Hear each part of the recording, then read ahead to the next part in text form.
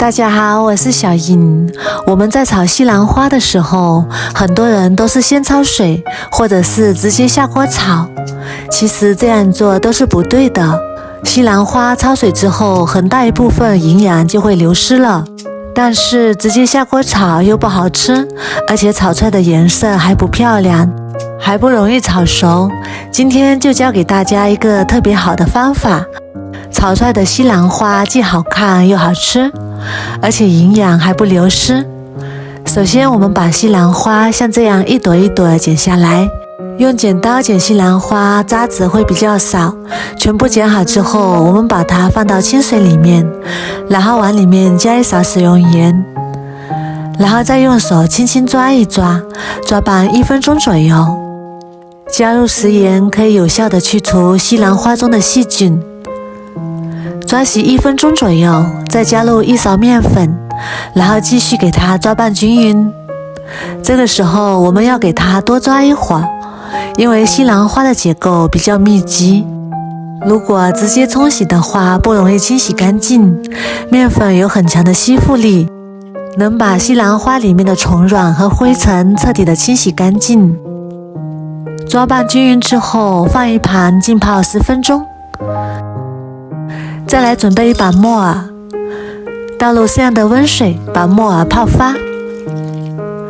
再来准备一个西红柿，先对半切开，然后把蒂切去不要，再改刀切成小块，最后切成小丁。切好之后装入碗中备用。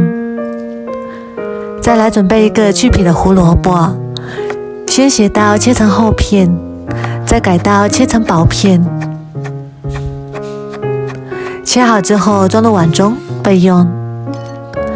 再来准备一把洗干净的小葱，切成长长的小段。再来准备一块去皮的生姜，先切成薄片，再改刀切成姜丝。准备一把大蒜，切成薄片。切好之后装入碗中备用。接下来准备一个小碗，打入3个鸡蛋，然后用筷子把鸡蛋搅散，搅拌均匀之后先放一旁备用。现在我们的西兰花已经泡好啦，然后我们用流动的清水把它多洗几遍，把表面的面粉清洗干净，洗至水变得清澈就可以。我们来看一下，用这个方法洗出来的西兰花是不是特别的干净？洗干净的西兰花直接倒入蒸屉上面，然后用筷子把它整理平整，然后盖上盖子，水烧开之后大火蒸1分钟。接下来把泡好的木耳倒入锅中，加1小勺盐，1小勺陈醋。陈醋可以让木耳熟得更快。煮熟之后再把它捞出来备用。然后起锅烧油，油热之后把鸡蛋液倒进来，然后转小火，用筷子不停地搅拌，把鸡蛋滑散。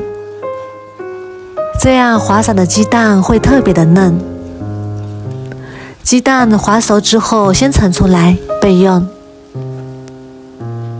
现在我们的西兰花已经蒸好啦，然后我们把它盛出来备用。然后锅中再加入适量的食用油，油热之后把葱姜蒜倒进来，炒出香味。